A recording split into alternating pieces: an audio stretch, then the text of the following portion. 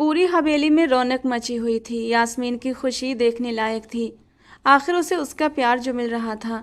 उसके बड़े पापा का बेटा आदिल खान उसकी जिंदगी और उसके जिस्म जान का मालिक बनने जा रहा था। रात को ही मेहंदी की रस्म हुई थी और अब इस वक्त सुबह का सूरज खान हाउस के दरो दीवार को चमका रहा था। इस हवेली में दो खानदान रहते थे। ये जॉइंट फैमिली सिस्टम था। पोर्शन अलग थे, लेकिन सबका खाना पीना एक साथ होता था। बीजान इस वक्त कुरान पाक की तिलावत कर रही थी। यास्मीन की आंख सुबह ही खुल गई थी। आज का दिन उसके लिए बहुत खास था। आज उसकी बारात जो आनी थी। वो फजर की नमाज पढ़कर अब दुरूद शरीफ पढ़ती हुई बीजान के पास आई थी। खूबसूरत सी पोती को देखकर बीजान के चेहरे पर मुस्कान बिखर गई। यास्मीन न सिर्फ खूबसूरत थी बल्कि पाकीजगी की दौलत से भी माला माल थी। उसका मन शीशे की तरह साफ और दिल भी बहुत नेक था, जो उसकी खूबसूरती को और भी निखारता था। वो बेहद खुश मिजाज और फर्माबरदार थी। तिलावत पूरी करके बीजान ने कुरान मजीद को चूमा और गिलाफ में रखकर यास्मीन की ओर देखा था। क्या बात है, आज तो मेरी बच्ची बहुत खुश है। बीजान अपनी इस पोती पर जान छिड़कती थी। बीजान, मेरे जाने के बाद क्या आप मुझे याद करेंगी? यास्मीन ने मासूमियत से पूछा। अरे बेटा, तुम तो दिल में रहती हो और कौन से दूसरे घर जा रही हो? आदिल का घर यहीं बस एक दीवार की दूसरी तरफ तो है। जब दिल करेगा तुम्हें अपने पास बुला लूंगी। बीजान ने उसे हिम्मत दी, क्योंकि वो उसे परेशान नहीं करना चाहती थी। लेकिन यास्मीन का दिल न जाने क्यों घबराया जा रहा था, जैसे कुछ गलत होने वाला हो। बेटा, ज़्यादा मत सोचो। आज का दिन तुम्हारे लिए बहुत खास है। बहुत अच्छा। खुदा तुम्हारे नसीब अच्छे करे। आदिल बहुत अच्छा लड़का है, तुम्हें बहुत खुश रखेगा। बीजान ने प्यार से कहा। यास्मीन भी आदिल को सोचते हुए मुस्कुरा दी। तैयार होकर यास्मीन पर खूब रूप जमा था। मैरून रंग के लहंगे में वो बेहद खूबसूरत लग रही थी। बिल्कुल पहचानी नहीं जा रही थी, जैसे खुदा ने उस पर नूर बरसा दिया हो। अरे ये क्या कर रही हैं आप? मैंने इतनी मेहनत से आपका मेकअप किया और आप नकाब करने लगी, ब्यूटिशियन ने नाराज़गी से कहा। पहले भी वो यास्मीन के बालों का खूबसूरत हेयर स्टाइल बना चुकी थी। यास्मीन मुस्कुराती रही और फिर बाद में पता चला कि उसने स्कार्फ लेना है और अब चेहरे को मैरून हिजाब से ढक लिया। मैंने तो पहले ही बताया था कि मैं पर्दा करती हूँ, यास्मीन ने मीठी आवाज़ में कहा। वो तो ठीक है, लेकिन शादी वाले दिन कौन पर्दा करता है? ब्यूटिशियन नाराज़गी से बोली थी। अपनी मेहनत पर पानी फिरता देख उसे अफसोस हो रहा था। आपके घर वाले ऐतराज़ नहीं करेंगे कि आपने खुद को पर्दे में छुपा लिया, खासकर आपके होने वाले शौहर? ब्यूटिशियन ने उत्सुकता से पूछा। यास्मीन ने नकाब को आखिरी टच देते हुए मुस्कुराकर कहा, मेरे लिए औरत की असली खूबसूरती वही है जो उसके शौहर तक सीमित रहे। इस खूबसूरती को कोई और न देखे। मतलब आपके हस्बैंड को ऐतराज़ नहीं होगा? ब्यूटिशियन ने फिर से पूछा। नहीं, बिल्कुल नहीं। पूरा ख़ानदान मुझे जानता है और मेरे पर्दा करने पर मुझे इज्जत भी देता है, इसलिए आप फिक्र न करें। यास्मीन ने जालीदार घूंघट अपने ऊपर ले लिया। उसकी खूबसूरत आंखें भी अब उसमें छुप गई थीं, जबकि ब्यूटिशियन ने गहरी सांस भरी थी। आदिल खान दूल्हा बनकर तैयार खड़ा था कि तभी उसके मोबाइल पर एक कॉल आने लगी। उसने नंबर देखा। आलिया कॉलिंग। आदिल के होंठ तिरछी मुस्कान में ढल गए। एक बार, दो बार, बार बार वो लड़की कॉल पर कॉल किए जा रही थी। क्या प्रॉब्लम है आलिया? क्यों बार बार कॉल कर रही हो? आदिल गुस्से से बोला। तुम मुझे छोड़कर किसी और से शादी नहीं कर सकते आदिल, मैं मर जाऊंगी। आलिया रोते हुए बोली। तो मर जाओ। तुम जैसी बेशरम लड़की से आदिल खान कभी भी शादी नहीं करेगा, जिसके अंदर सेल्फ रिस्पेक्ट नाम की कोई चीज़ नहीं। आदिल ने नफरत से कहा था। तुम मुझे छोड़ नहीं सकते आदिल। आलिया बुरी तरह रो पड़ी थी। मैंने तुम्हारे साथ कोई कमिटमेंट नहीं किया जो तुम मुझे ये सब कह रही हो। आइंदा मेरे नंबर पर फ़ोन मत करना। Go to hell. आदिल ने गुस्से से कॉल काट दी, लेकिन दूसरी तरफ आलिया पैनिक हो गई थी और उसने अपनी कलाई काट ली। उसने अपने खून से फर्श पर आदिल खान लिखा और वहीं बेहोश हो गई। उधर बारात आ चुकी थी और हैदर खान जानता था कि आज वो अपने दिल के दुश्मन को खोने वाला है। बेजुबान और खामोश मोहब्बत का यही अंजाम होता है। उसने झटका खाकर खुद को संभाला और अब सिर्फ चेहरे पर झूठी मुस्कान सजानी थी, अपनी माँ की खातिर, जिन्होंने उसे अपनी खामोश मोहब्बत से दूर रहने को कहा था। खान हाउस में बीजान सबसे बड़ी थी और यहाँ सब लोग एक दूसरे से मोहब्बत और उनकी इज्जत करते थे। बीजान के 2 बेटे थे, सलमान खान बड़े और अकरम खान छोटे। सलमान खान का एक बेटा आमिर खान और एक बेटी यास्मीन थी। उनकी बीवी का इंतकाल हो चुका था। अकरम खान के बेटे का नाम आदिल खान था, जिसकी शादी आज यास्मीन से हो रही थी। आदिल खान अपने माँ बाप अकरम खान और समीना जी का इकलौता बेटा था। यास्मीन और आदिल एक दूसरे को पसंद भी करते थे और बड़ों के फैसलों के आगे सर झुकाकर उन्होंने इज्जत और उन्हें मान भी बख्श दिया था। बीजान की एक बेटी थी सुरैया बेगम, जो विधवा होने के बाद अपने बेटे हैदर खान को लेकर खान हाउस आ गई थी। वो दोनों भाइयों से बेइंतहा मोहब्बत करती थीं और दोनों भाई भी अपनी बहन पर जान छिड़कते थे।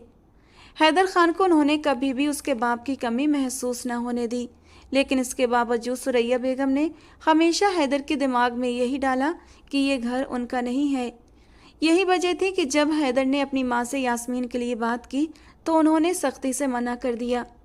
वो जानती थी उनके दोनों भाई एक दूसरे से जुड़ना चाहते हैं। आदिल और यास्मीन का रिश्ता हो चुका है और इसीलिए सुरैया बेगम ने अपने बेटे हैदर को ऐसा कुछ भी करने से मना कर दिया। हैदर मान तो गया और पीछे भी हट गया, लेकिन अपनी मोहब्बत से दूर कैसे हो जाता, यास्मीन को सोचना कैसे छोड़ देता, जिसने सिर्फ एक झलक देखकर ही उसे अपना बना लिया था। वो सबके सामने हंसता मुस्कुराता शादी के हर पल को एंजॉय कर रहा था, लेकिन किसी को भी अपने अंदर का दर्द महसूस नहीं होने दिया। हालांकि सुरैया बेगम बहुत अच्छे से जानती थी कि उनका बेटा किस दर्द से गुजर रहा है, पर वो उसके लिए सिर्फ दुआ कर सकती थीं। खैर, बारात के आने का समय हो गया था। सारी तैयारियां पूरी थीं और अब बारात का ही इंतजार था। थोड़ी देर में बारात भी आ गई और आते ही निकाह की रस्में शुरू हो गईं। अभी निकाह शुरू हुआ था कि अचानक एक आवाज़ आई, 1 मिनट रुक जाइए। अचानक पुलिस के आने पर सबकी नज़रें उसकी ओर उठी थीं। आप में से आदिल खान कौन है? इस पर आदिल अपनी जगह से उठकर खड़ा हुआ था। जी, क्या प्रॉब्लम है? मैं आदिल खान हूँ। आदिल के माथे पर बल पड़े थे। इंस्पेक्टर ने ऊंची आवाज में कहा, आपके खिलाफ अरेस्ट वारंट है, आपको हमारे साथ चलना होगा। ये कहकर उन्होंने हवलदार को इशारा किया। हवलदार आगे बढ़ा तो अकरम खान हैरानी से बोले, आप मेरे बेटे को कहाँ लेकर जा रहे हैं? आखिर उसने क्या किया है? इस पर इंस्पेक्टर ने जवाब दिया, इनके खिलाफ FIR दर्ज हो चुकी है, हमें इन्हें अरेस्ट करना होगा। आप चलिए हमारे साथ। ये कहते हुए इंस्पेक्टर खुर्रम ने आदिल को पकड़ लिया। हवलदार को इशारा किया कि वो आदिल को हथकड़ी पहना दे। पर मेरे बच्चे का कसूर क्या है? आखिर उसने क्या किया है? क्यों कर रहे हैं आप ऐसा? अकरम खान की आवाज़ कांपने लगी थी। आदिल भी हैरानी से अपने हाथों में लगी हथकड़ी को देख रहा था। इस वक्त उसका दिमाग बिल्कुल सुन्न हो गया था। इंस्पेक्टर की ऊंची आवाज़ गूंजी, दूसरों की बहन बेटियों के साथ इश्क मोहब्बत के दावे करके उन्हें अपनी मोहब्बत के जाल में फंसाकर फिर उन्हें धोखा देते हैं और बाद में अपने ही ख़ानदान की लड़की से शादी कर लेते हैं। भूल जाते हैं कि उनका एक छोटा सा काम किसी की जान भी ले सकता है। पूरे हॉल में एकदम सन्नाटा सा छा गया था। इंस्पेक्टर साहब ने आगे कहा, आपके बेटे की वजह से एक जीती जागती लड़की मौत के मुंह में चली गई है। ये सुनकर वहाँ मौजूद सब लोग सकते में आ गए थे। सबकी नज़रें आदिल पर टिक गईं, जिसके चेहरे के हवास उड़ गए थे। कौन? किसकी बात कर रहे हैं आप? आदिल के होश अब थोड़े थोड़े वापस आने लगे थे। आलिया खान, नाम तो जानते होंगे या वो भी भूल गए?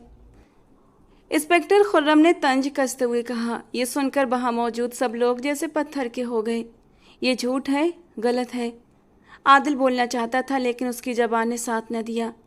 हाँ, आलिया उसकी अच्छी दोस्त थी, लेकिन उसने उसे कभी उम्मीद नहीं दिलाई थी वो इस कदर जुनूनी होगी कि अपनी जान देने की कोशिश करेगी। आदिल ये नहीं जानता था। चलिए हमारे साथ, बाकी बातें पुलिस स्टेशन में होंगी।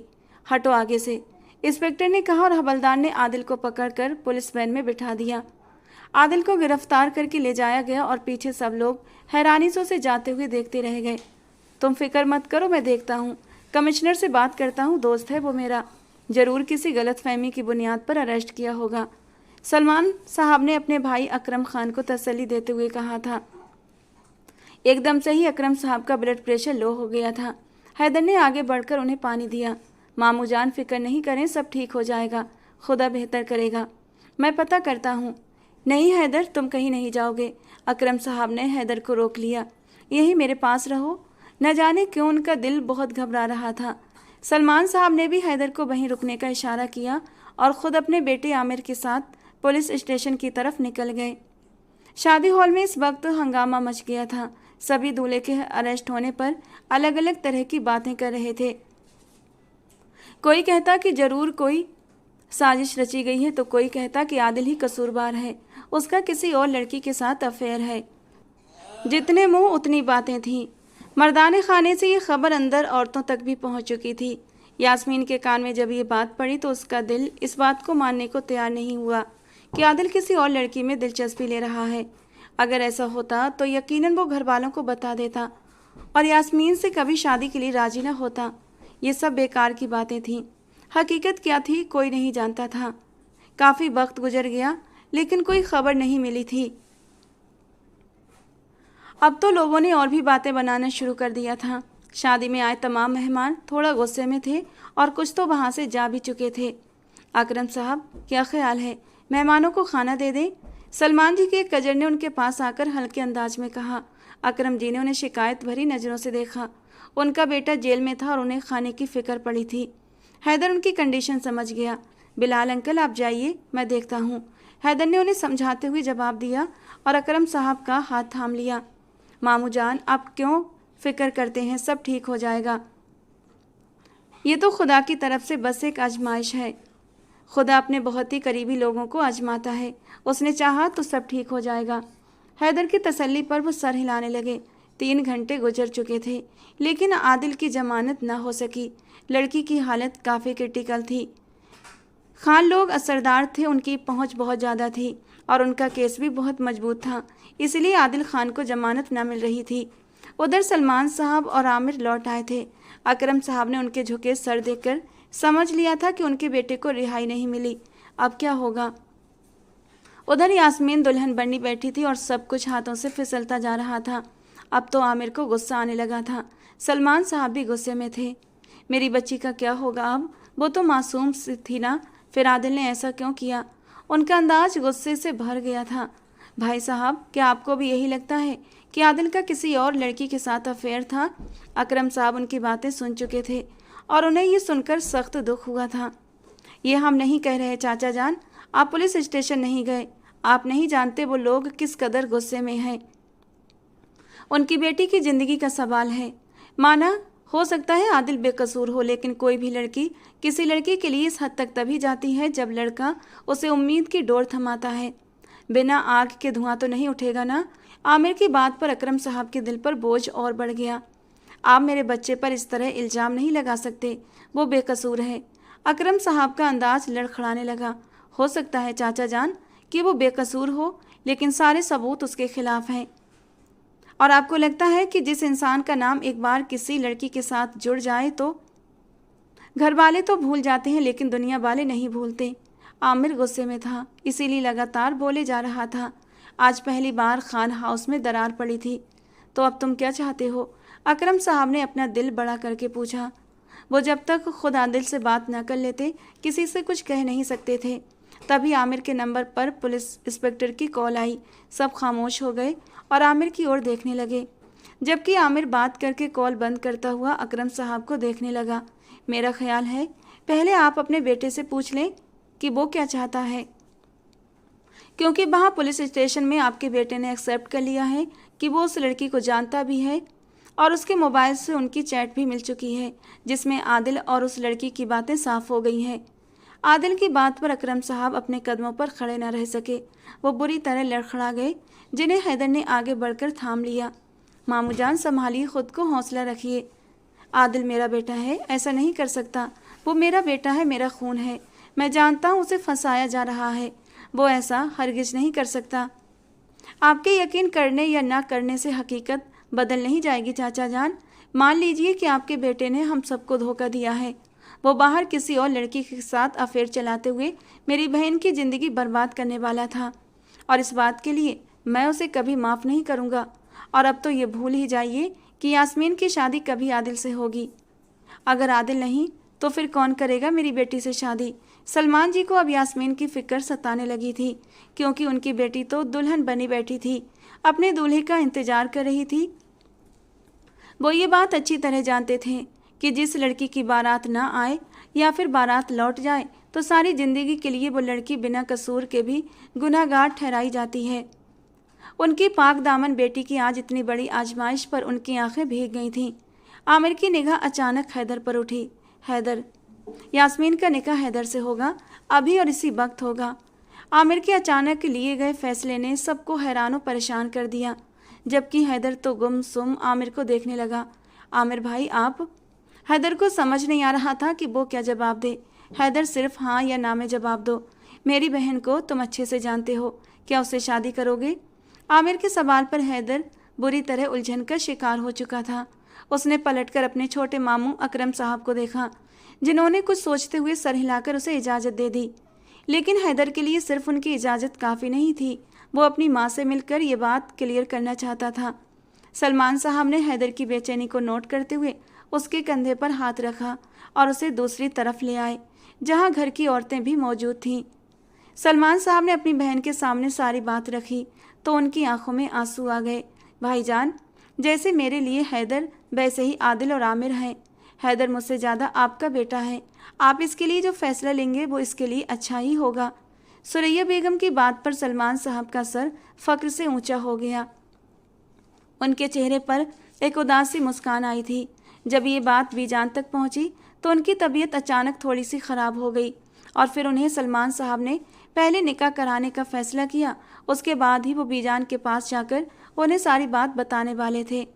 निकाहनामे पर एक बार फिर तैयार हुआ था। इस बार हैदर खान का नाम निकाहनामे पर लिखा गया और आदिल खान का नाम हटा दिया गया था। हैदर खान इस चमत्कार को देखकर हैरान था। उसे अपने खुदा पर अचानक ढेर सारा प्यार आ गया कि वो इस तरह भी अपने बंदों की सुन लेता है। सलमान साहब मौलवी साहब को लेकर अंदर यास्मीन के पास जा चुके थे।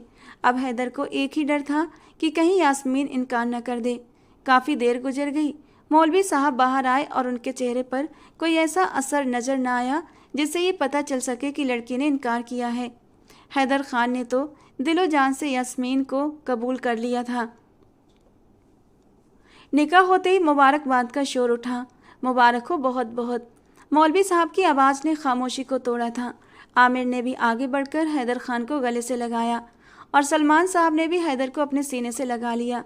उन्होंने अपने जिगर का टुकड़ा उसके हवाले कर दिया था और अब तो हैदर उन्हें पहले से भी ज़्यादा प्यारा लगने लगा था।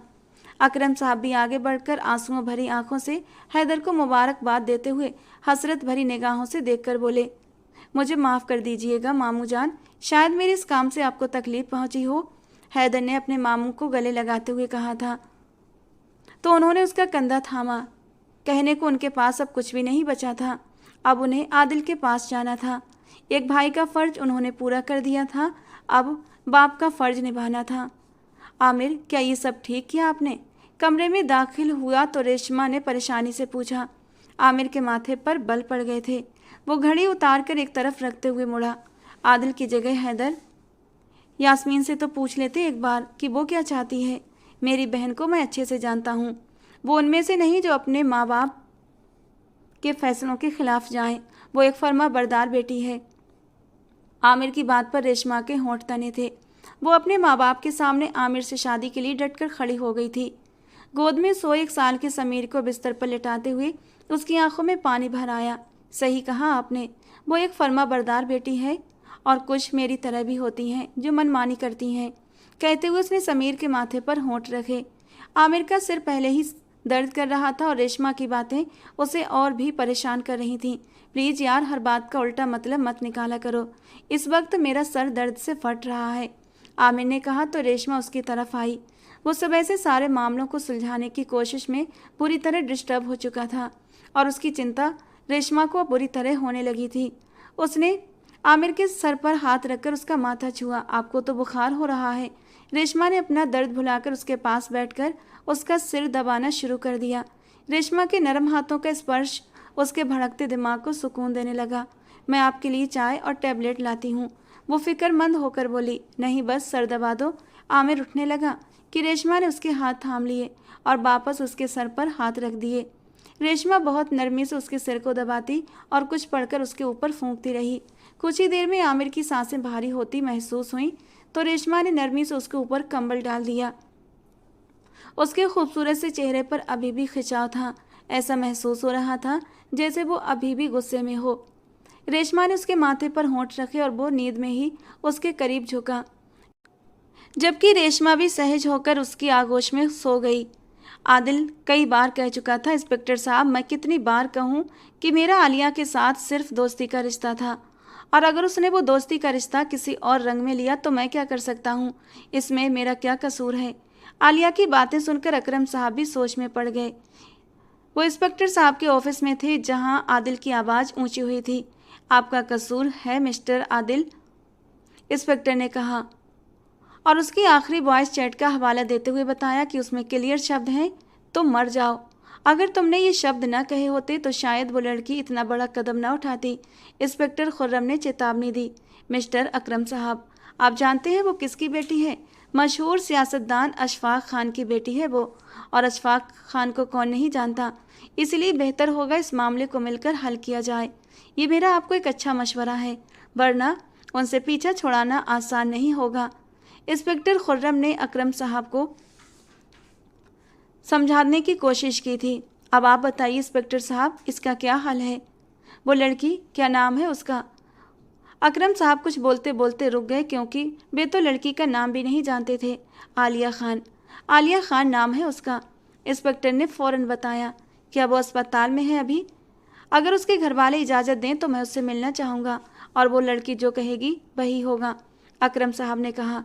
पहले मैं उसके पेरेंट्स से इजाज़त लूँ, उसके बाद ही आपको कुछ बता सकूँगा, इंस्पेक्टर खुर्रम ने नरम अंदाज में कहा। आदिल अपने बाप की तरफ हैरत से देखने लगा। पापा, ऐसा कैसे हो सकता है? अगर वो लड़की कह दे कि मैं आदिल से शादी करना चाहती हूँ तो क्या आप मेरी शादी करवा देंगे? आदिल की बात पर अकरम साहब अपनी जगह से उठकर खड़े हुए और उसकी तरफ चलकर आए। हाँ, करवा दूंगा, और तुम्हें करनी पड़ेगी आदिल, क्योंकि तुम्हारे पास कोई और रास्ता नहीं बचा। ये मुमकिन नहीं है पापा, मैं यास्मीन के अलावा किसी से शादी नहीं करूँगा, आदिल ने सख्त और फैसले भरे अंदाज में कहा। कौन यास्मीन? उसका नाम भी अब अपनी ज़बान पर मत लाना, क्योंकि उसका निकाह हो चुका है। अकरम साहब ने किस दिल से ये शब्द कहे थे ये सिर्फ वही जानते थे, क्योंकि यास्मीन उनको भी बहुत प्यारी थी। उनकी ख्वाहिश थी कि यास्मीन उनकी बहू बने, लेकिन रब को शायद कुछ और ही मंजूर था। क्या कह रहे हैं पापा? मैं यहाँ पर हूँ तो यास्मीन का निकाह कैसे हो सकता है? आदिल को जैसे यकीन न आया। तुम्हारे साथ किसी और लड़की का नाम जुड़ चुका है आदिल, और ये बात पूरे ख़ानदान में फैल गई है। इसीलिए भाईजान ने यास्मीन का निकाह हैदर से कर दिया है। ये बात सुनते ही आदिल वहीं कुर्सी पर धंस सा गया था। उसे अपने कानों पर यकीन न आया कि उसके साथ इतना बड़ा हादसा हो गया और उसे पता ही नहीं चला। यास्मीन ने दिल पर पत्थर रखकर निकाह कर लिया था। उसे सबसे ज़्यादा अपने बाप की इज्जत और अपने बाप का मान प्यारा था। यही वजह थी कि उसने अपने बाप की इज्जत और मान को चुना था। निकाह के बाद उसने अपनी आंखें बंद कर लीं। आदिल की जगह हैदर को देना आसान नहीं था, लेकिन नामुमकिन भी नहीं था। विदाई के लम्हे हर लड़की की ज़िंदगी में आंसू और दर्द आंखों में बहने लगते हैं। सुरैया बेगम ने यास्मीन का हाथ एक पल के लिए भी नहीं छोड़ा था। वो हर थोड़ी देर के बाद उसका हाथ अपने हाथों में लेकर दबाती और उसे चूमती। उनका इतना सारा प्यार देखते हुए यास्मीन के दिल में जो थोड़ा सा डर था वो निकलता चला गया। अल्लाह के हर फैसले पर राजी होने वाली अल्लाह की शुक्रगुजार बंदी थी, और उसकी यही आदत सबको पसंद थी। आदिल की माँ इस तमाम हादसे में खामोश रहीं, जैसे उनका इस मामले से कोई संबंध न हो। हैदर और यास्मीन एक साथ बड़ी हवेली की दहलीज पर खड़े थे। हैदर अंदर यास्मीन का हाथ थामकर दाखिल हो। सुरैया बेगम की बात पर यास्मीन के साथ साथ हैदर का दिल भी धड़क उठा। हैदर ने अपना हाथ आगे बढ़ाया तो यास्मीन ने घबराए हुए अपना हाथ हैदर के हाथ में दे दिया। हैदर को लगा जैसे दुनिया जहान की खुशी उसे मिल गई हो। उसकी अंदरूनी खुशी अब उसके चेहरे से भी झलक रही थी। यास्मीन का ठंडा, नरम और नाजुक हाथ थामे वो खान हाउस के अंदर दाखिल हुआ था। सबने फूलों की पंखुड़ियों से उनका स्वागत किया। सुरैया बेगम ने दोनों का माथा चूमकर उन्हें अपने साथ अंदर ले आई। वो दोनों सबसे पहले बीजान के कमरे में आए। सुरैया बेगम शुक्राने के नफल अदा करने के लिए अपने कमरे की ओर बढ़ गईं। अभी थोड़ी ही देर हुई थी आमिर की आंख लगे कि उसे बाहर से शोर की आवाज़ सुनाई दी। वो अपने पहलू में सोई रेशमा पर एक नज़र डालकर उसका सर धीरे से तकिए पर रखकर बहुत सावधानी से उठकर बाहर निकला था। जहां उसने अकरम साहब को अंदर आते देखा। उनके साथ आदिल और एक लड़की को देखकर आमिर होंठ भींचता रह गया था। बीजान ने उन्हें अपने पास देखा तो उठकर बैठ गईं। तबीयत खराब होने की वजह से वो घर आ गई थीं और इस वक्त उनके सामने आदिल की जगह हैदर यास्मीन के साथ दूल्हा बना खड़ा था। वो दोनों को देखती ही जा रही थीं और अल्लाह के फैसले पर अल्लाह को बहुत मोहब्बत से सोच भी रही थीं। ये तो उन्हें आदिल और आमिर दोनों ही बहुत प्यारे थे, लेकिन जो मोहब्बत उन्हें हैदर से थी वो किसी से भी नहीं थी। उनकी ये दिली ख्वाहिश थी कि यास्मीन हैदर की दुल्हन बने। और देखो खुदा ने कैसे उनकी सुन ली थी। बीजान, क्या आप मुझसे नाराज़ हैं? हैदर खान ने बात की शुरुआत की। अरे पगले, मैं क्यों नाराज़ होने लगी? मेरे दोनों जान के टुकड़े अब मेरे सामने रहेंगे हमेशा। मेरे लिए तो ये बहुत बड़ी बात है। उन्होंने दोनों के माथे पर प्यार किया था। अभी वो यही बैठे बातें कर रहे थे कि बाहर से शोर की आवाज़ आई थी। ये शोर कैसा है? बीजान ने हैदर की तरफ परेशानी से देखा। आप यहीं रहें, मैं देख कर आता हूँ। हैदर इनडायरेक्ट यास्मीन से भी कहता हुआ बाहर निकल गया। हैदर जैसे ही बाहर निकला तो उसके कदम वहीं पर थम गए। सामने आदिल और अकरम साहब खड़े थे। अकरम साहब के साथ एक लड़की थी जिसकी कलाई पर बैंडेज बंधी हुई थी। अकरम साहब उसे अपने साथ लगाए खड़े थे। वहाँ क्या हुआ था? हैदर को कुछ समझ नहीं आया। वो वहीं खामोशी से उन सबको देखने लगा। आपने इतने ऊंचे ऊंचे दावे किए थे कि आपका बेटा ऐसा वैसा नहीं है, उसका इस लड़की से कोई रिश्ता नहीं, और अब आप उसी लड़की से उसका निकाह कराकर घर ले आए। ये सब क्या है चाचा जान? आमिर का अंदाज थोड़ा तेज हुआ था, जो आदिल को बिल्कुल भी अच्छा नहीं लगा। अपने हाथों की मुट्ठियां भींचते हुए उसने आमिर की ओर देखा। आमिर भाई, आपको कोई हक नहीं कि आप मेरे पापा से इस तरह बात करें। अपनी बहन का निकाह करके आपने मुझे कसूरवार साबित कर दिया है। तो अब बात यहीं पर ख़त्म। मेरी जात में अब कोई भी इंटरेस्ट न ले। मेरे पापा किसी को कोई सफाई नहीं देंगे। आदिल ने भी सख्ती के अंदाज में कहते हुए गुस्से भरी नज़र सामने खड़े हैदर पर भी डाली। चलो, तुम्हारे पापा से न सही, तुम तो सफाई दोगे ना? जो आज तुम्हारी वजह से हमें पूरे ख़ानदान के सामने शर्मिंदगी उठानी पड़ी है, उसके बारे में तुम क्या कहना चाहोगे? आमिर उसे किसी भी तरह छोड़ने के मूड में नहीं था। मैं अपने कैरेक्टर की यहाँ किसी को सफाई नहीं दूंगा। एक वक्त आएगा कि खुद मेरी बेगुनाही आप सब लोगों के सामने साबित हो जाएगी, लेकिन उस दिन सिवाय पछतावे के किसी के हाथ कुछ नहीं आएगा। आदिल दुख और गुस्से से कहते हुए लंबे लंबे डग भरता अपने कमरे की ओर बढ़ गया, जबकि अकरम साहब ने अपने साथ खड़ी छोटी सी छुई मुई सी लड़की की ओर देखा, जो अपनी कलाई थामे परेशान नज़रों से उन सब की ओर देख रही थी। आओ बेटा, मेरे साथ अंदर चलो। अकरम साहब ने किसी की भी बात का जवाब दिए बिना आलिया को अपने साथ लगाया और अंदर की तरफ कदम बढ़ाए। आमिर ने कुछ कहना चाहा कि सलमान साहब ने आमिर का हाथ थामकर उसे रोक दिया और सर ना में हिलाया। वो उनके छोटे भाई थे और वो अपने छोटे भाई से बेइंतहा मोहब्बत करते थे। आदिल की इस बात से उनकी मोहब्बत में कोई फ़र्क नहीं आया था और वो नहीं चाहते थे कि आमिर अब मजीद कोई सख्त बात अकरम साहब से कहे। शायद ये सब कुछ किस्मत को ऐसे ही मंजूर था। यास्मीन को हैदर खान के रूम में पहुंचा दिया गया था। वो हैदर के बेड पर लहंगा फैलाए बैठी अब उसका इंतजार कर रही थी। उसके हाथ पांव ठंडे से महसूस हो रहे थे। हैदर के अंदर कदम रखते ही उसका दिल जैसे थम सा गया। जालीदार घूंघट में वो उसके दिल की रानी आज उसकी ज़िंदगी में भी शामिल हो चुकी थी और जितने हक से वो उसके बिस्तर पर बैठी हुई थी, हैदर का जी चाहा वक्त यहीं थम जाए और वो यूं ही बैठी रहे और वो उसे देखता रहे। इस लम्हे को बहुत ही खामोशी से हैदर ने अपने कैमरे में कैद कर लिया था। धीरे धीरे चलता हुआ वो यास्मीन के पास आया। उसके पास एक तरफ बैठकर उसका हाथ थाम लिया। यास्मीन ने नरम अंदाज में अपना हाथ हैदर के हाथ से नामहसूस तरीके से छुड़ा लिया था। इस वक्त वो गहरी अंदरूनी उलझन का शिकार थी। उसे कुछ समझ नहीं आ रहा था, इसलिए हैदर ने भी बिना गुस्सा किए अपने कदम पीछे हटा लिए। यास्मीन, आप चेंज कर लीजिए। बहुत संजीदगी से कहता हुआ वो अपनी अलमारी से कपड़े निकाल कर बाथरूम में चला गया, जबकि यास्मीन अपना दिल संभालती जालीदार घूंघट खुद ही हटा चुकी थी। उसकी आंखों में आंसू थे, लेकिन होंठ खामोश थे। वो कैसे हैदर को आदिल की जगह दे पाएगी, उसे समझ नहीं आ रहा था कि कुछ ही पलों में निकाह नामे पर उस इंसान का नाम कैसे बदल दिया गया था। उसने कभी आदिल या हैदर से सीधी बात नहीं की थी, लेकिन वो इस वक्त हैदर को अपने शौहर के रूप में कबूल नहीं कर पा रही थी।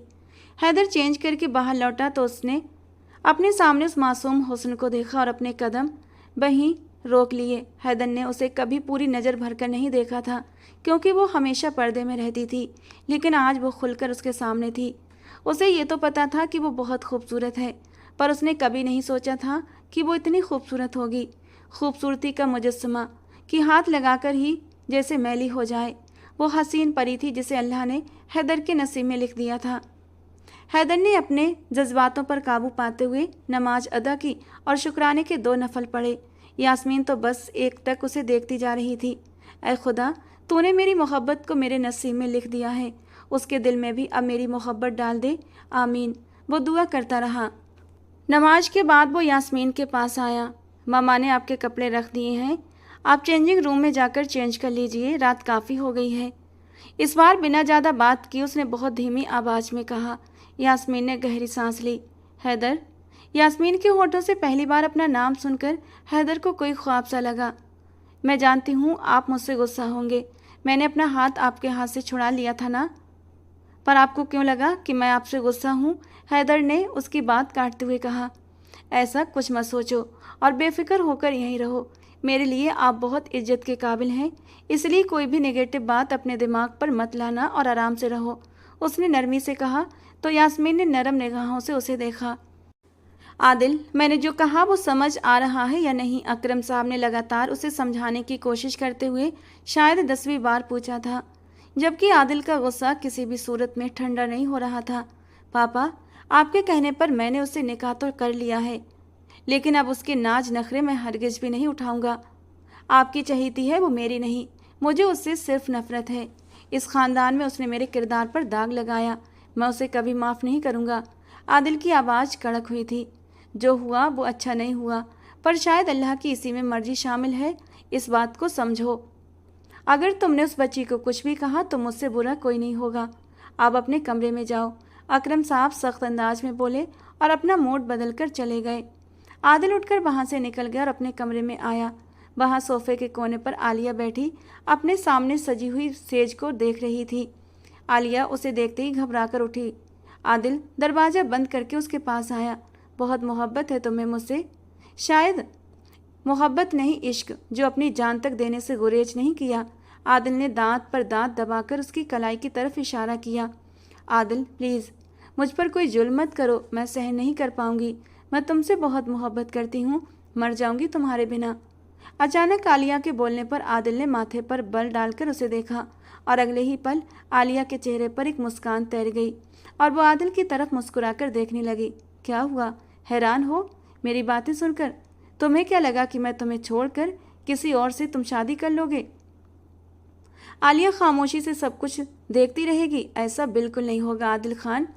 मैंने कितनी विनती की थी तुम्हारे सामने, कितने हाथ जोड़े थे, पर तुमने मेरी एक न सुनी। तुमने मेरी मोहब्बत की कदर नहीं की। अब आगे आगे देखो, मैं तुमसे मोहब्बत कभी भी नहीं करूँगी।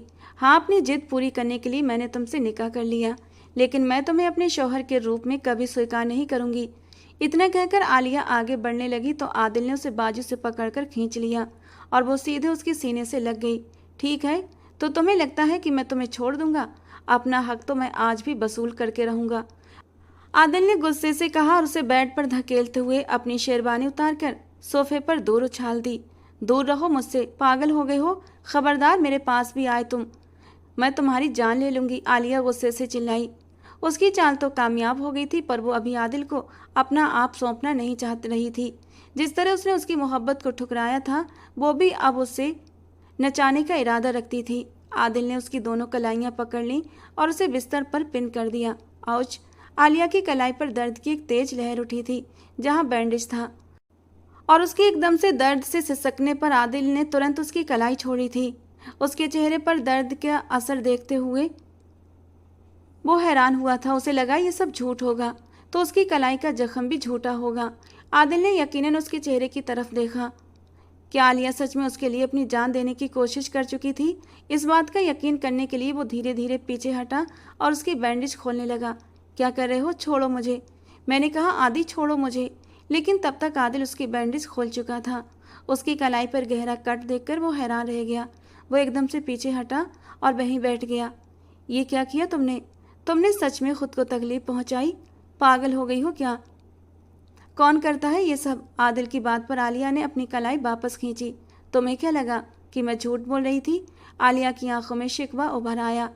आदिल अभी भी हैरत से उसे देख रहा था और वो अपनी आंखों में आंसू लिए ड्रेसिंग टेबल की ओर बढ़ी थी। एक हाथ से दरवाजा खोला और अब गुस्से से फर्स्ट एड बॉक्स ढूंढ रही थी। आदिल अपनी जगह से उठा, अलमारी से फर्स्ट एड बॉक्स निकाला, उसका हाथ पकड़कर बिस्तर पर ले आया।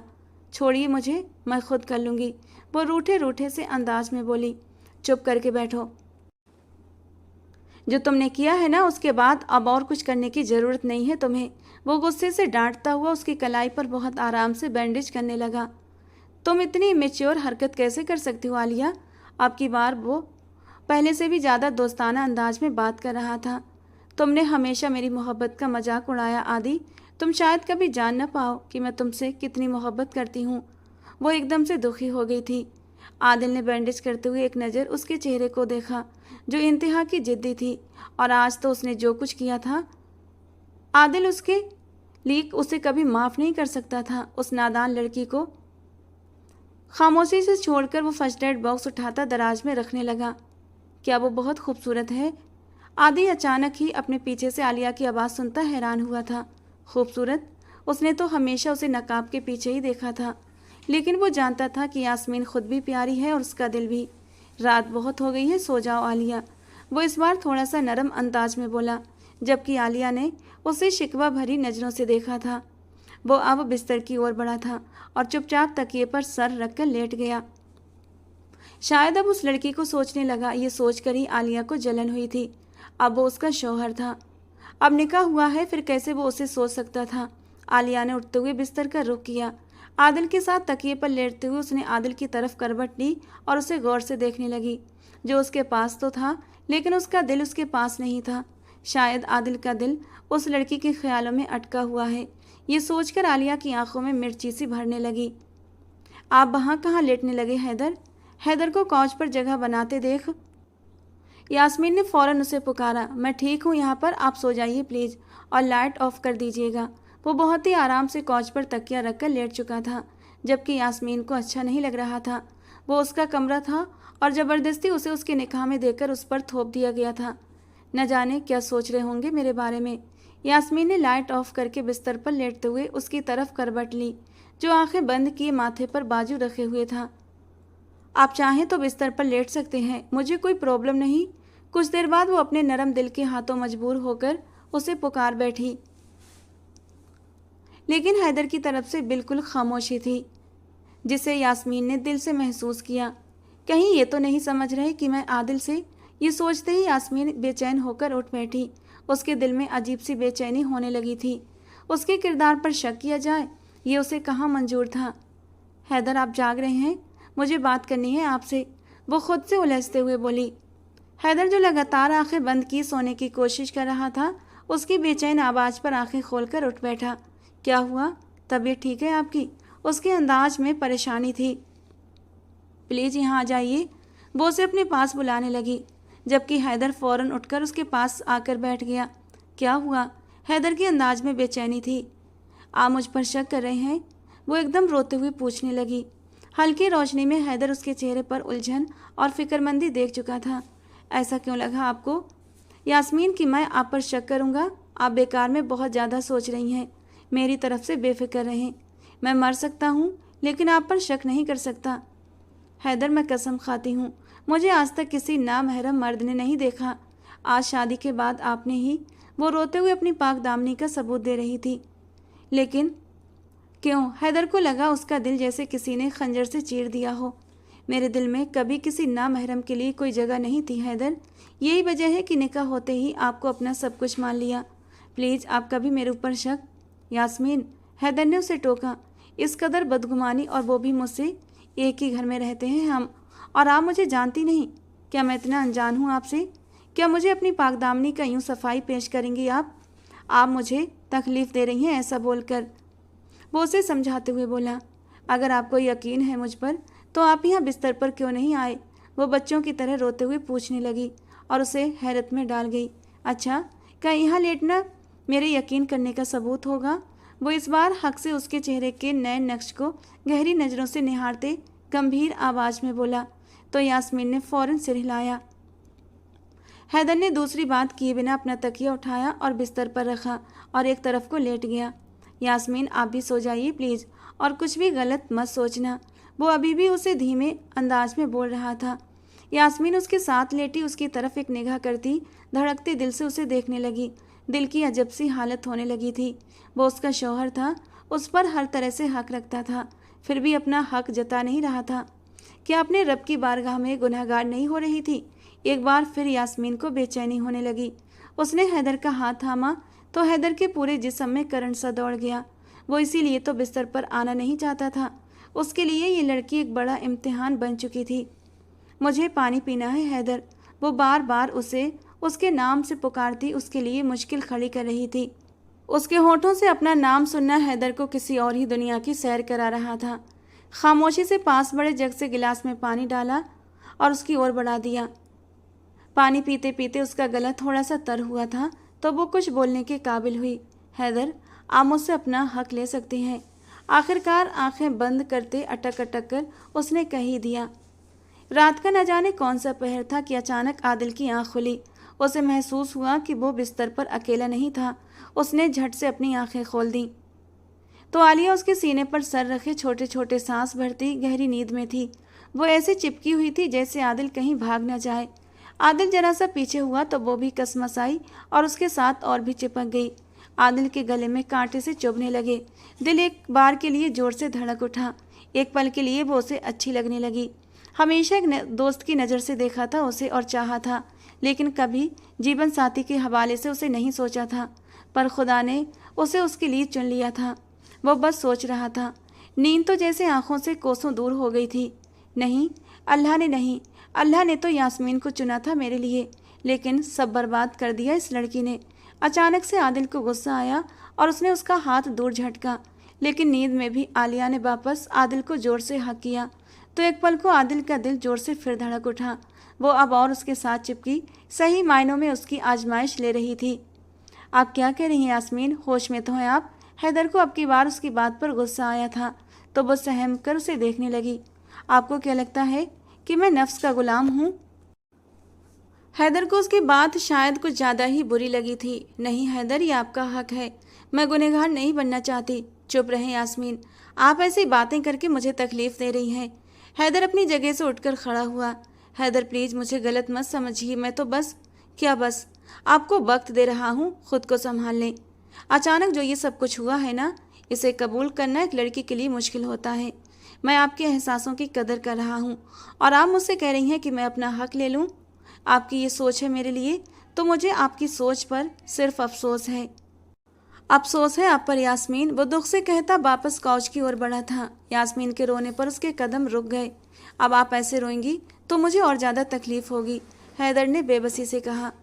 आप मुझे रुला रहे हैं हैदर, वो भी शादी की पहली रात, जब शौहर अपनी बीवियों को मुंह दिखाई देते हैं। आप मुझे आंसू दे रहे हैं। वो आंसू रोकते हुए बोली। हैदर ने दिल के हाथों मजबूर होकर आगे बढ़कर उसके आंसू पोंछे। मुझे नहीं पता था मेरी दुल्हन का दिल इतना नाजुक है। मैं ऐसे ही हूँ।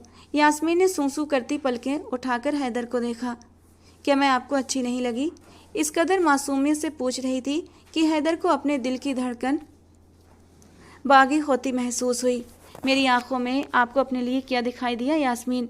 वो धीरे से उसकी कमर में हाथ डाले अब झटके से करीब करता उसके 14 तबक रोशन कर गया। दिल 120 की रफ्तार से दौड़ उठा था और उसकी तेज़ धड़कन हैदर बखूबी महसूस कर सकता था। वो धीरे से मुस्कुराया।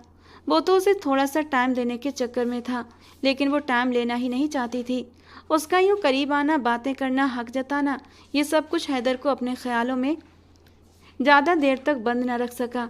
मुझे नहीं पता, वो उसके सीने पर दोनों हाथ रखे शर्माए अंदाज में पलकें झुकाते हुए बोली। हैदर ने उसकी ठोड़ी के नीचे उंगली रखी, उसका चेहरा थोड़ा सा ऊपर उठाया, उसकी आंखों में देखा और उसके माथे पर एक प्यार भरा नरम स्पर्श रख दिया। अपने प्यार की पहली मोहर लगा गया और यास्मीन की पलकें झुक गई थीं, दिल के तार बज उठे थे। वो उन पलों में कैद हो गई थी। मुंह दिखाई चाहिए या फिर आज की रात की छूट? वो बोला भी तो क्या? यास्मीन ने उसे शिकायती नज़रों से देखा तो हैदर जोर से हंस पड़ा और उसे खींचकर गले से लगा लिया। यार, आप तो बहुत मासूम हो और उससे भी ज़्यादा नाजुक। मेरी शिद्दतों को सह नहीं पाओगी। वो उसे शिद्दत से सीने से लिपटाए गंभीर आवाज में बोला और यास्मीन के चेहरे पर एक शर्मीली सी मुस्कान सज गई। तुम दूर होकर नहीं सो सकती? आदिल ने गुस्से से आलिया को खुद से दूर करते हुए तकिए पर फेंका। आलिया की आंख खुल गई। शादी इसीलिए नहीं की कि दूर होकर सोऊं। आलिया ने आगे बढ़कर उसका बाजू पकड़ा और दोबारा से सर उसके कंधे पर रख दिया और अपना एक बाजू उसके सीने पर फैलाया और आंखें बंद करके दोबारा सोने लगी। उसका ये हक जताना आदिल के दिमाग में शोले भर गया। नज़दीक आओगी तो जल जाओगी। अगर अपनी खैर चाहती हो तो दूर रहो मुझसे, आदिल ने उसे खुद से दूर करते हुए सरगोशी के अंदाज में कहा। आलिया ने धीरे से सर उठाकर अपनी बोझिल पलकें आदिल के चेहरे पर टिकाईं। मुझे डरा रहे हो? आलिया खान को? खानों की बेटी हूँ, कोई आम लड़की नहीं। तुम्हारे दहकते शोलों में अगर मैं जलूंगी ना तो तुम्हें भी जलाकर राख कर दूंगी। किसी खुशफहमी में मत रहना।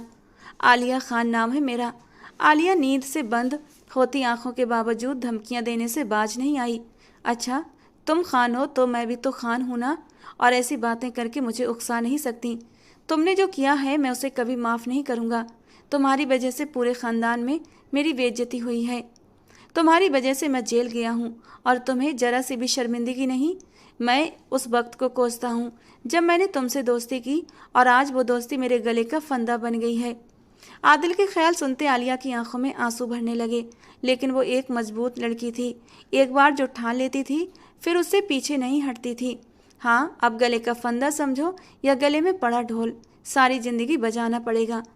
इतना कहती हुई फिर से उसे अपने करीब करती हुई उसके सीने पर सर रखती आंखें मूंद गई। आदिल ने अपना सर तकिए पर गिराया, गहरा सांस भरा। मतलब इस लड़की को कुछ भी कह दो उसे फर्क नहीं पड़ रहा था, इसलिए आदिल ने खामोशी से अपनी आंखें बंद कर लीं। सुबह का सूरज खान हाउस की दरो दीवार को चमका रहा था। हैदर ने फजर की नमाज अदा करते गार्डन में वॉक करने का इरादा किया और वहीं आ गया तो यास्मीन भी फजर की नमाज पढ़कर उसके पास नीचे गार्डन में चली आई। हैदर उसे देखते हुए मुस्कुराया। इस वक्त ज़्यादातर लोग सो रहे थे और जो जागे थे उन्होंने नमाज अदा करके फिर से सोने का इरादा किया था। आप पांचों वक्त की नमाज पढ़ते हैं? यास्मीन ने हैरत से पूछा। इस वक्त वो आसमानी रंग के सादे सूट में सर पर हिजाब लिए उसके सामने खड़ी थी। उसका चेहरा किसी भी मेकअप से पाक चौदहवीं के चांद की तरह दमक रहा था। हैदर ने कैसे कल से अपने जज्बातों पर काबू पाया था ये बस वही जानता था। अल्हम्दुलिल्लाह मुसलमान हूँ, फ़र्ज है मुझ पर। उसने उसे एक नज़र देखा और नज़रें चुरा लीं। जी भरकर देखने से भी डरता था। मुझे खुशी हुई, अक्सर लोग काम का बहाना बनाकर नमाज छोड़ देते हैं ना। वो उससे फ्रैंक होकर बात कर रही थी और ये कॉन्फिडेंस हैदर का ही दिया हुआ था। हैदर की मोहब्बत को उसने दिल से महसूस किया था। उसका अच्छापन यास्मीन को उससे चाहने पर मजबूर करने लगा था। तुम्हारे ख्याल में हर काम अपनी जगह अच्छे लगते हैं और जो फ़र्ज हो वो अदा हो जाए तो ज़िंदगी में सुकून आ जाता है, और नमाज तो किसी भी हाल में माफ़ नहीं। हैदर ने उसे संजीदगी से जवाब दिया। I am impress mister Haider Khan. वो उसकी तरफ देखती धीरे से मुस्कुराई। पर मैं आपको इम्प्रेस नहीं कर रहा। हैदर खान उसकी तरफ मुड़ता सीने पर हाथ बांधे दिल के हाथों मजबूर होकर उसे गौर से देखने लगा। तभी हैदर की निगाह यास्मीन के पीछे ऊपर की तरफ उठी जहां खिड़की से आदिल उन्हें ही देख रहा था।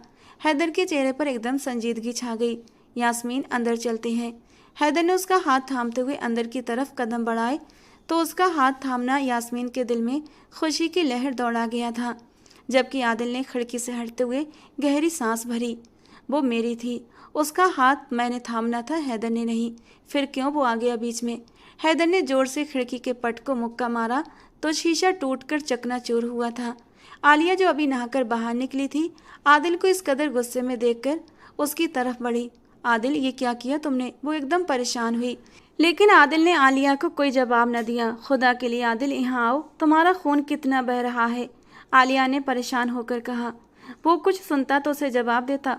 उसके तो दिमाग में हैदर का यास्मीन का हाथ पकड़ना ही नहीं जा रहा था। आलिया उसके हाथ पर बैंडेज करती साथ साथ आंसू भी बहा रही थी। इतना गुस्सा आया तो मुझ पर क्यों नहीं उतार देते, खुद को तकलीफ क्यों पहुंचाई? वो रोते हुए उसकी आंखों में देखते हुए पूछने लगी। आलिया, तुम जानती हो कि तुम मेरी जिंदगी का एक ऐसा कड़वा सच हो जिसे मुझे सारी जिंदगी अमृत समझकर पीना पड़ेगा। लेकिन एक बात मेरी कान खोलकर सुन लो।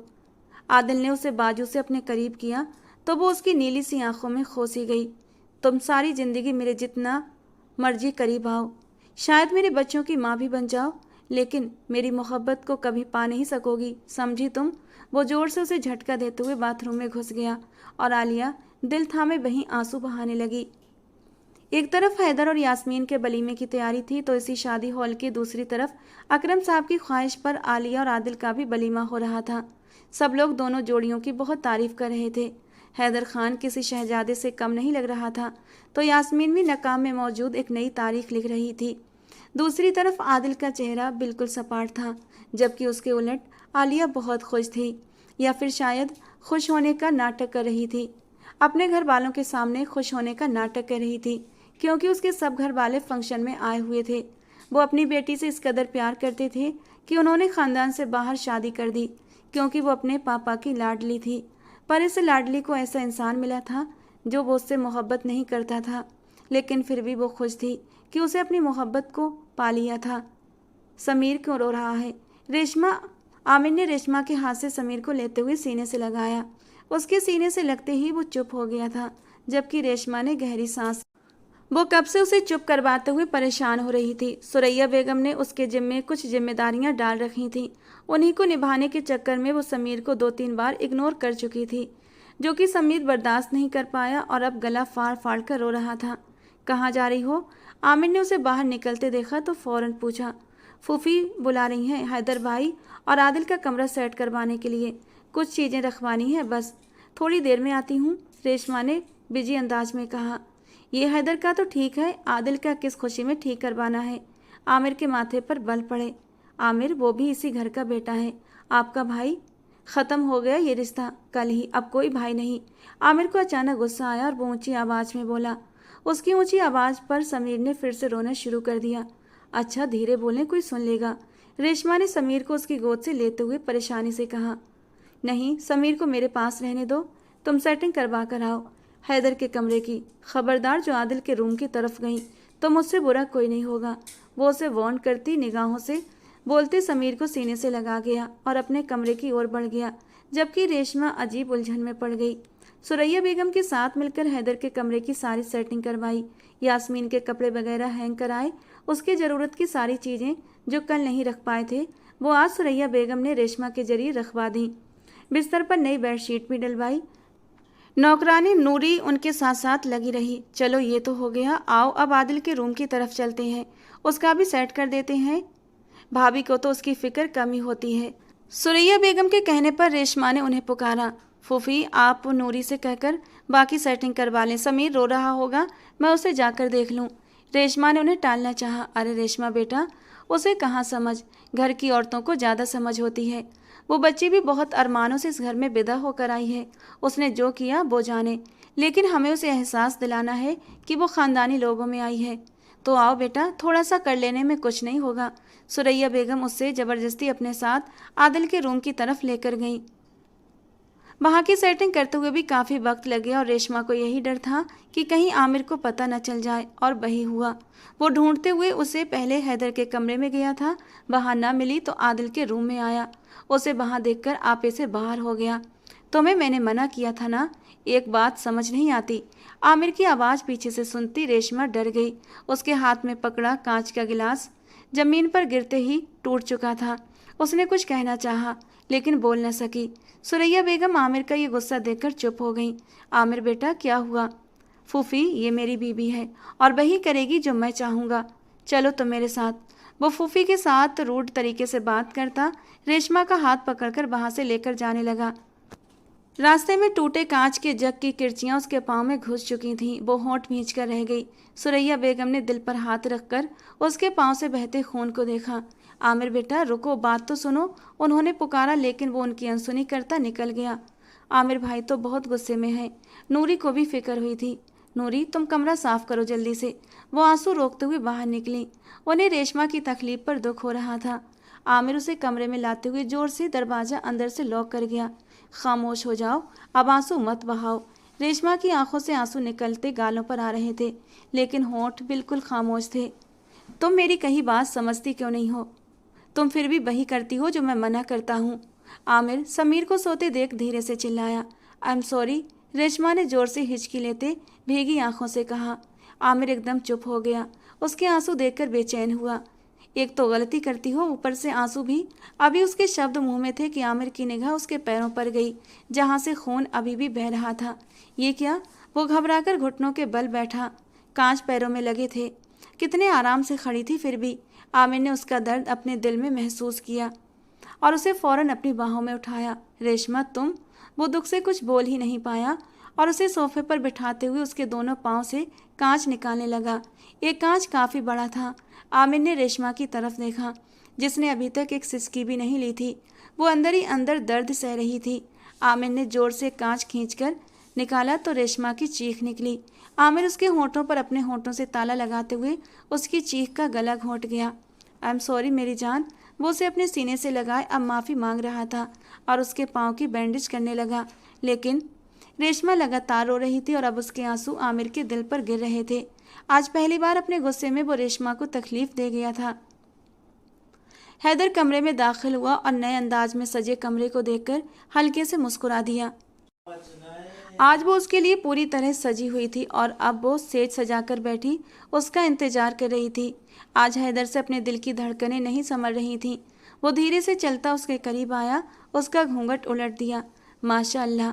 बेख्तियारी हैदर के मुंह से निकले ये शब्द यास्मीन ने सुने और दोनों हाथों में अपना चेहरा छुपा लिया। उसके इस अंदाज ने हैदर को उसके करीब किया था और वो उसके हाथों को चूमता उसे और भी शर्माने पर मजबूर कर रहा था। ये लेकर आया हूँ आपकी मुंह दिखाई। अचानक हैदर को याद आया। वो उसे एक अंगूठी की डिब्बी देता हुआ बोला। यास्मीन ने उसे खोला तो बहुत खूबसूरत अंगूठी देखकर उसके चेहरे पर मुस्कान आई। आप पहना दो, यास्मीन ने प्यार से कहा। हैदर ने उसकी मखमली उंगली में वो रिंग पहना दी। बहुत प्यारी है। यास्मीन अपने हाथ में उस उंगली को देखते हुए बोली। मेरी यास्मीन भी तो बहुत प्यारी है ना? हैदर उसके दुपट्टे को एक तरफ उतार कर रखते हुए उसे कांपने पर मजबूर कर गया। आप घबरा तो नहीं रही? क्योंकि मेरा इरादा है आज सुहागरात मना लेने का। हैदर के सवाल पर यास्मीन का रहा सहा कॉन्फिडेंस भी कहीं जा सोया था। प्लीज़ हैदर ऐसे मत बोलिए, वो कांपते हुए बोली। यार मुझे भी थोड़ी थोड़ी घबराहट हो रही थी तो आपसे पूछा। हैदर ने उसे एक आंख बिंक की और तकिया सर के नीचे रखकर उसके सामने लेटते हुए प्यार से पूछा। अच्छा, सच में सुहागरात के नाम पर आप भी नर्वस हो रहे हैं? यास्मीन की बात पर हैदर ने सर हिलाया। हालांकि वो बिल्कुल भी नर्वस नहीं था, लेकिन यास्मीन के डर को दूर करने के लिए वो ऐसे बोल रहा था। अच्छा, लड़के भी नर्वस होते हैं? यास्मीन हैरानी से पूछने लगी। क्यों? लड़कों के पास दिल नहीं होता या फिर उनके जज्बात नहीं होते? हैदर ने उसकी तरफ हाथ बढ़ाते हुए उसे अपने पास खींचा तो वो उसके सीने से आ लगी। दोनों की नज़रों का पल भर में टकराव हुआ था।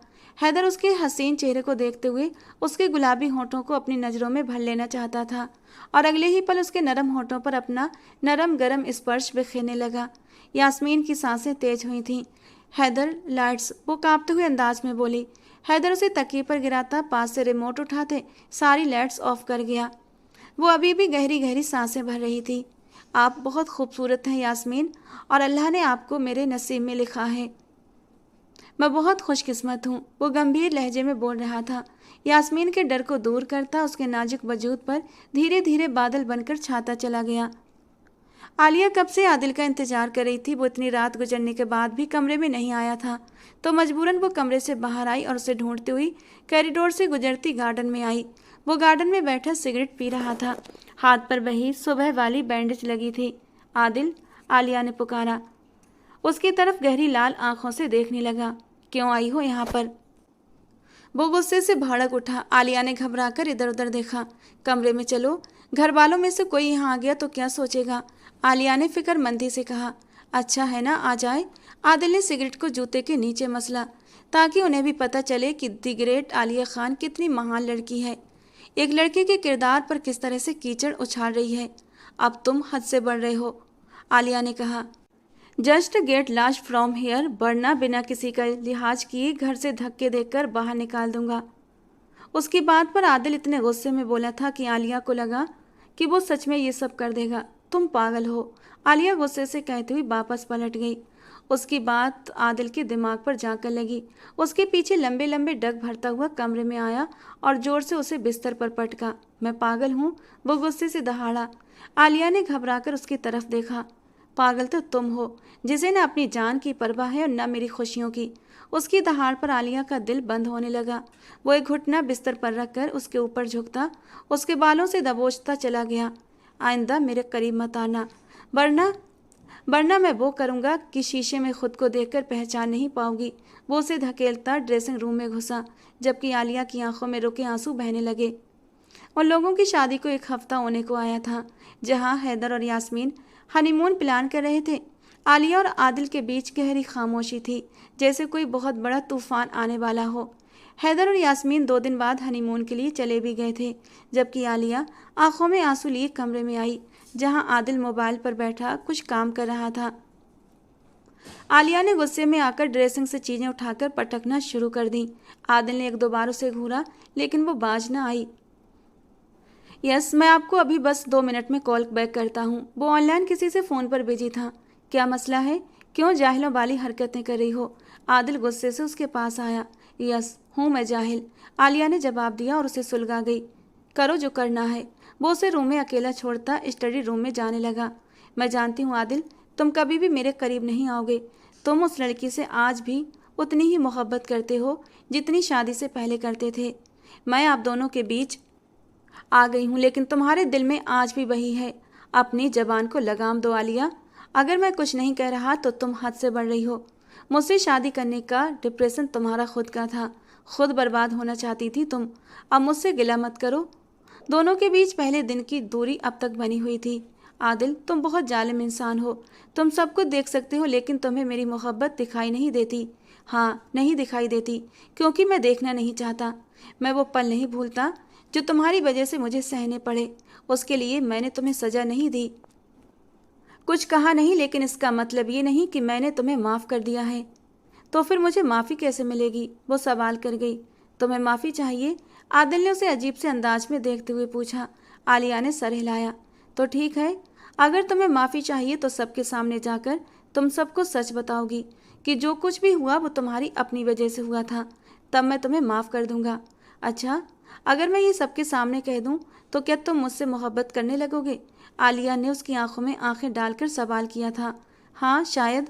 उसकी आधी आधी रजामंदी देखकर आलिया ने उसे घूर कर देखा।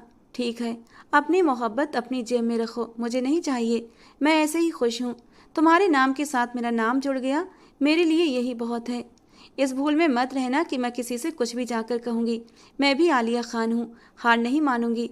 उसने एक आंख बिंक करते आदिल को गुस्सा दिलाते हुए दरवाजे की ओर कदम बढ़ाए, और इस पर आदिल को इतना गुस्सा आया कि उसने आलिया को कलाई से पकड़कर वापस अपनी ओर खींचा और उसके बालों को थामते उसका चेहरा अपने चेहरे के करीब किया था। उसके नरम होठों पर अपने होठों से कब्जा जमाया। आलिया इस सब के लिए तैयार नहीं थी। उसे धक्का देते पीछे हटी, लेकिन वो इस कदर शिद्दत से अपना गुस्सा उस पर उतार रहा था कि उसके होठों पर जख्म देता वो पीछे हटा। आई हेट यू, आदिल ने गहरी सांस भरते हुए उसके माथे के साथ अपना माथा जोड़ते हुए कहा। But I love you till me last birth. Alia भी उसी के अंदाज में बोली। आलिया ने उसके चेहरे को देखा। उसकी आंखों में जलते दीप में डूबने लगी थी, जबकि आलिया की आंखों में भी सिर्फ आदिल की ही मोहब्बत की चमक दिखाई दे रही थी। आदिल के गाल पर होंठ रखते हुए वो पीछे हटी। उसके चेहरे पर मुस्कान थी। आज इतने दिनों के बाद आदिल ने उसे छुआ था। आदिल उसकी आंखों में अपनी तड़प देख चुका था, और इस वक्त आदिल भी इस निकाह के बंधन में बंधे इस रिश्ते को अपनाने का फैसला कर गया। उसने आलिया को बिस्तर पर धक्का दिया तो आलिया ने आंखें छोटी करते उसे देखा। मैंने तुम्हें पहले भी कहा था आदिल खान, नफरत में मेरे करीब मत आना। वो उसे तकिया मारते चीखी।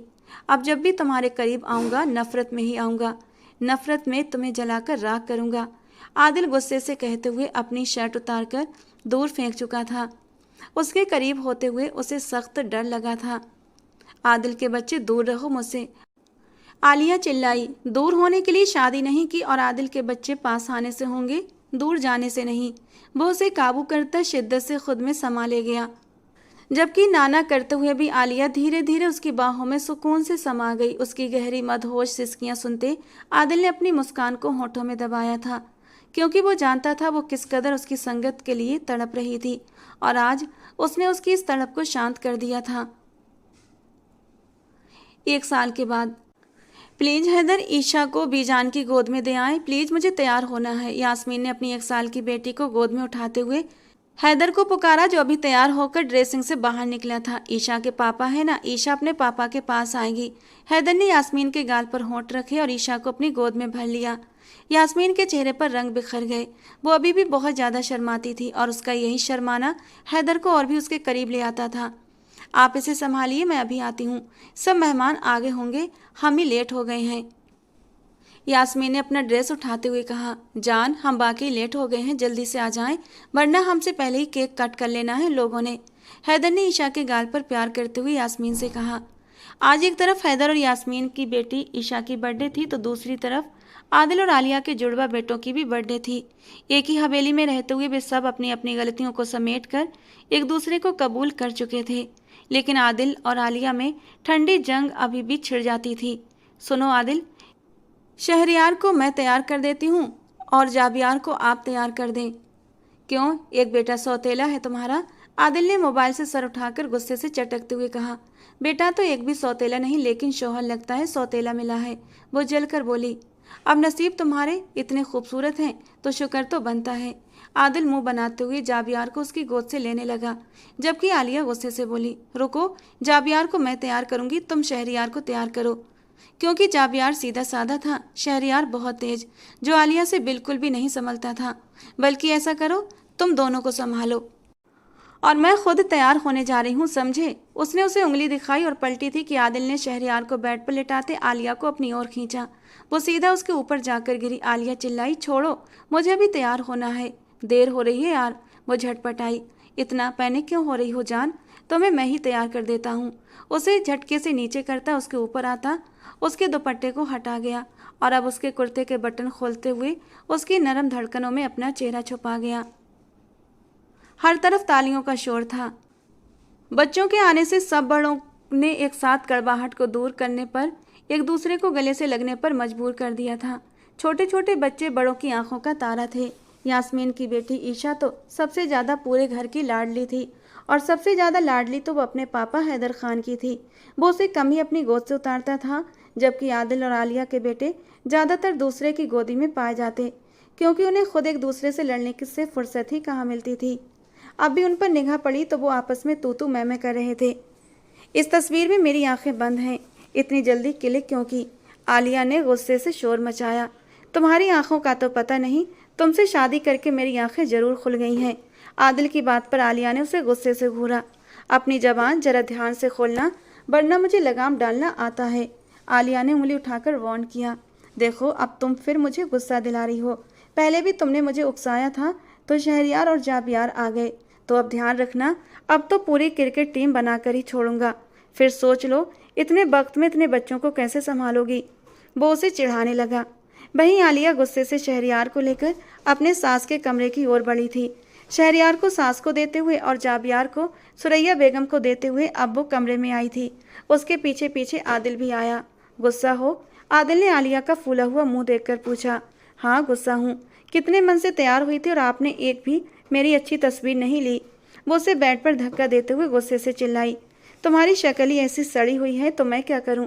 वो उसे चिढ़ाने से अब भी बाज नहीं आ रहा था। अपनी शक्ल के बारे में क्या कहना है? सड़ियल कहीं के?